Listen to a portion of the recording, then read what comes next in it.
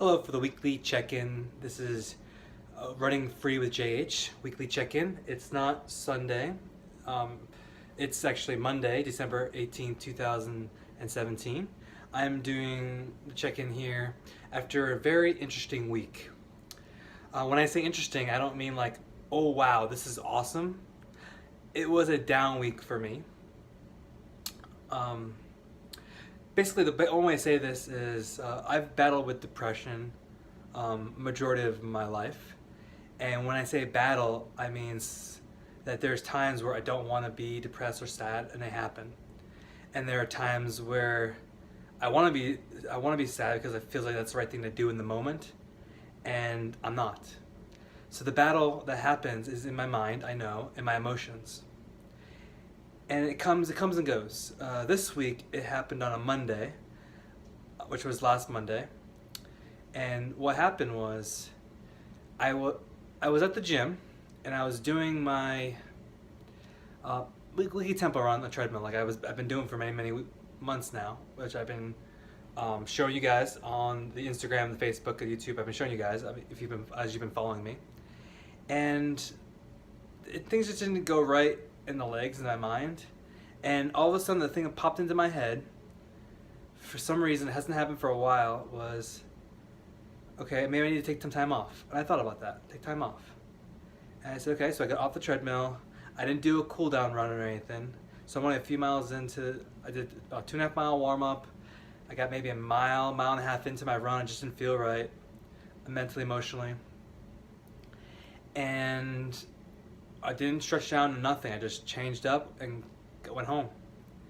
And during that morning, this is what happens when you have plenty of time in your hands. You start thinking too much. If I went to work and I had a work job, I probably wouldn't have thought of this that much. But I was at the house and I kept thinking, I'm in a funk. I'm in a downward spiral of just feeling down with no reason, kind of is what I think sometimes. And I've been told many times that I could be bipolar, which I don't want to believe, but it's possible that is true. I don't think I am. I don't want to believe I am. I really don't. Does bipolar run in my family? Good question. But we're not going to talk about my family or where I'm from, because I'm not ready to talk about that. Maybe one day I'll be ready to talk about that. So anyway,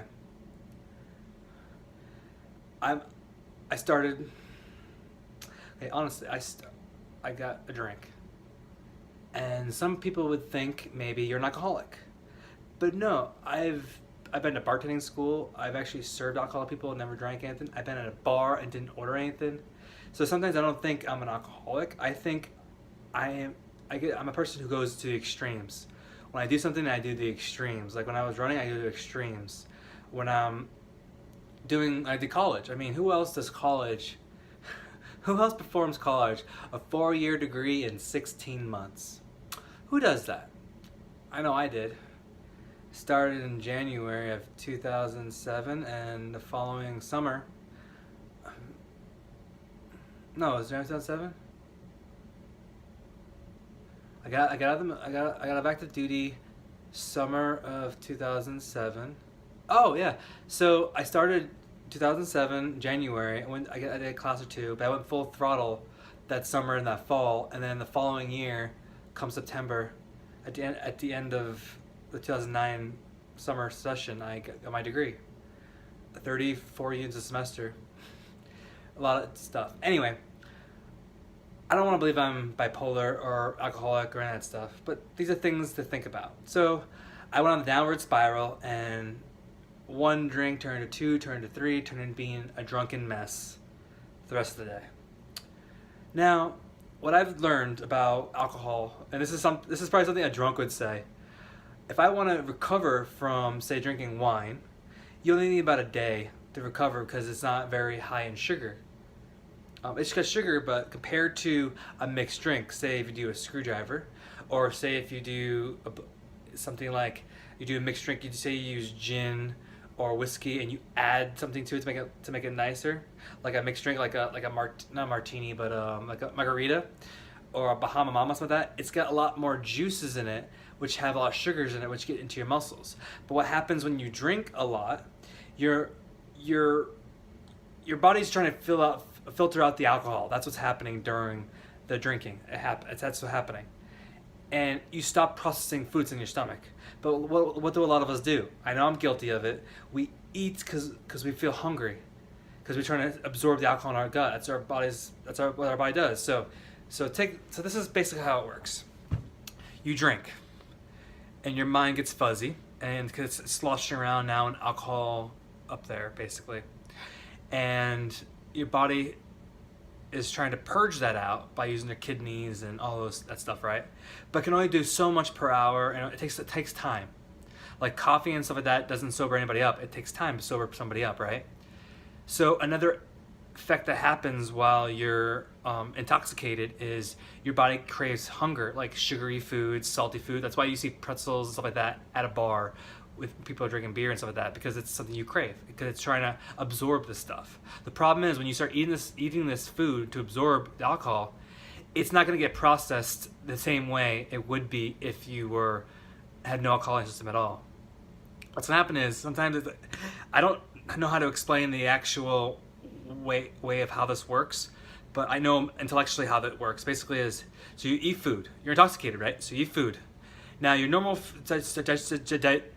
digestive system would take all the food and it would start absorbing into your muscles and into your body stream and everything, right?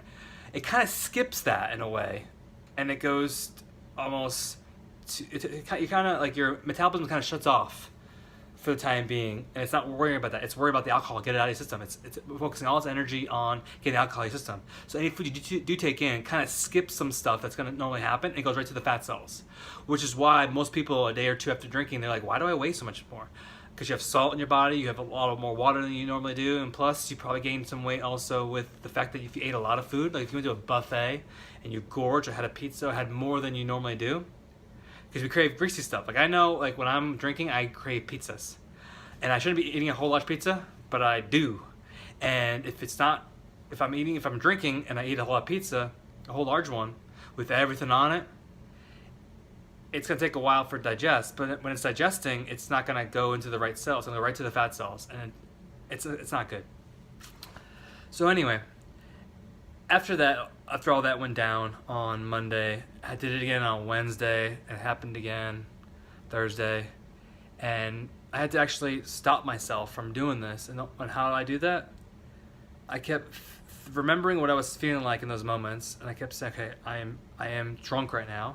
I'm looking down at myself in the mirror, and I'm like, hey, remember this moment. Try to remember this, capture this, and see how you feel. I tried to run the next day. Oh my God. A couple miles in, as you can see in the Instagram photos everywhere, it's not very good. It has not been very good, the runs. It's been bad. Getting an 8.5 mile pace, and it's feeling tight in the muscles. And a week earlier, I'm doing 13 miles at 7:05 pace, roughly 7:10 mile pace. But now I can't even do that for a 1 mile, and it's because of all the drinking, the eating. It's been a bad week that way. Emotionally, I know emotionally, psychologically, I've had a rough half year, being fired from my job and not knowing what's going to happen, worried about getting thrown out, which I already got thrown out of the place. Now I'm living on the couch of a friend, and it's difficult. It's been very hard to emotionally.